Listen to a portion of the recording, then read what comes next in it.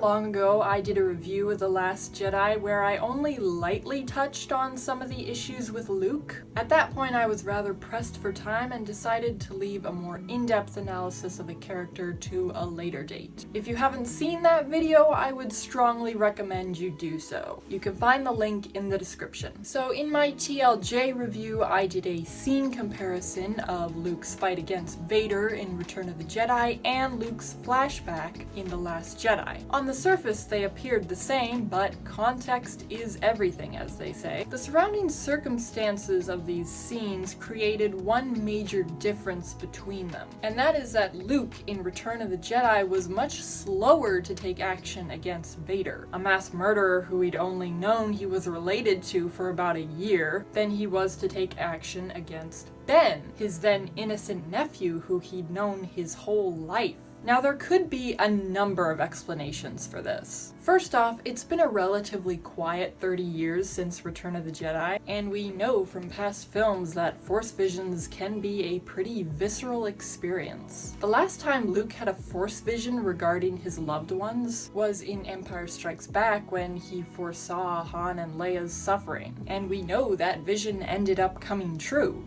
Han and Leia were captured. Han was tortured. In Empire Strikes Back, Luke immediately went rushing to their aid, but in The Last Jedi, the threat was right in front of him. Both times, he reacted out of instinct. But this raises an important question. After all those years, wouldn't have Luke learned a thing or two? Yoda told him back then that the future was always in motion. Force visions aren't always guaranteed to come true, not to mention all those times in the past that he came to the aid of his friends and family.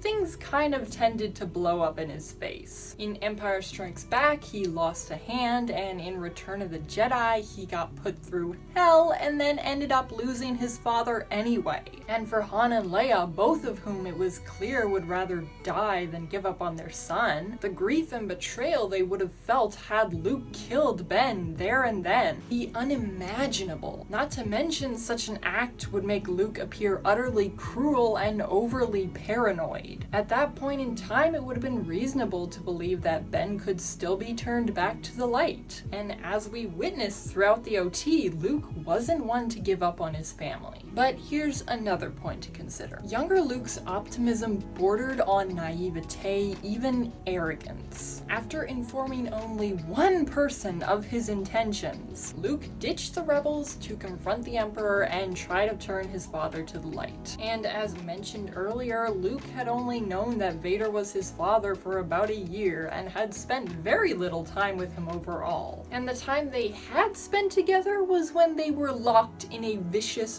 duel. And for over 20 years prior, Vader had been willingly serving the Emperor's tyrannical purposes. Luke believed he could turn his father. And that wasn't even taking into account the fact that Vader, had he survived in the wake of the Emperor's death, could have easily done what Kylo did and simply taken his master's place. It's possible that the Luke we saw in The Last Jedi may have outgrown these traits displayed in his younger self and become more of a realist, more cautious over the years. But again, this would not explain away his actions toward Ben. Consider another possibility. Luke was tired. He'd endured so much in the OT and he felt he just couldn't go through it again. But this would undeniably be an act of cowardice. And the sad thing is that the rest of the movie almost seems to confirm this. Luke is hiding from the problem he created. Maybe he felt that he, and by extension the Jedi, were the problem. Maybe he felt like he would only make things worse. But the fact remains that the decision to sit on the sidelines and do absolutely nothing while Kylo wreaked havoc